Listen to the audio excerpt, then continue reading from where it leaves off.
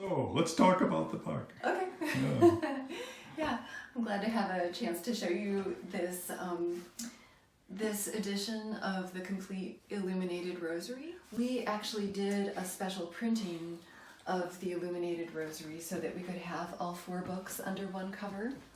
And we have this amazing artwork, and we thought, why not print it on incredibly nice paper? So we did this printing on a paper called Mohawk Superfine. Mohawk is the mill and Superfine is the kind of paper. It's 80-pound text, so it's a very substantial paper. And you can see that some of the things that are nice about this paper, very nice, are that it's white, is the white color of the paper is a really pure white without being that kind of bright copier paper white that hurts your eyes. It's just a really smooth, clean white so that the artwork looks extra incredible on it. The paper has a really smooth finish so that, again, the artwork produces extremely well on it. This is incredibly nice printing as well.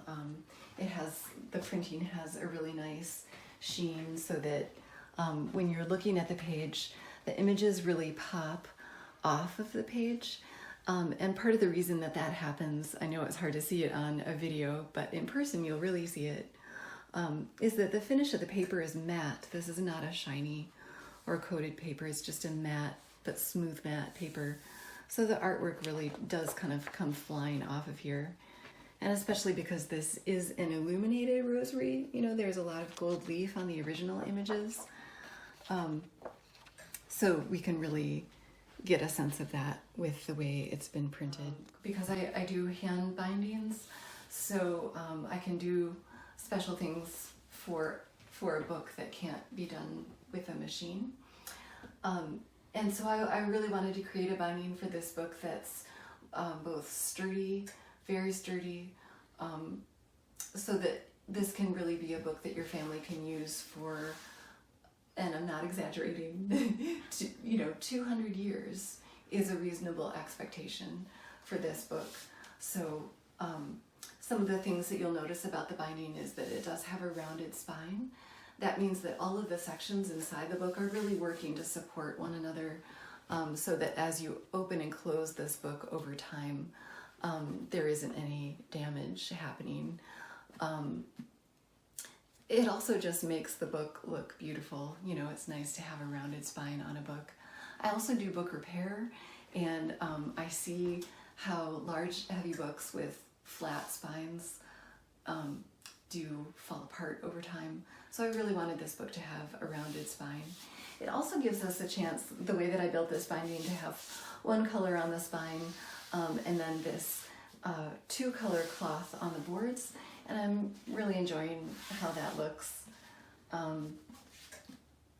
There's also this cutout area in the front cover so that we get a little sneak peek of what's inside the book, and then when you open the book up, you get a slightly larger sneak peek, and then you're into the book.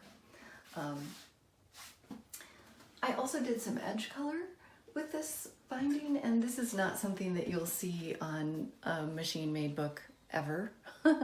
And the way that this is done is the book gets clamped into basically a special bookbinding vise, and to hold the pages really solid and tightly like that.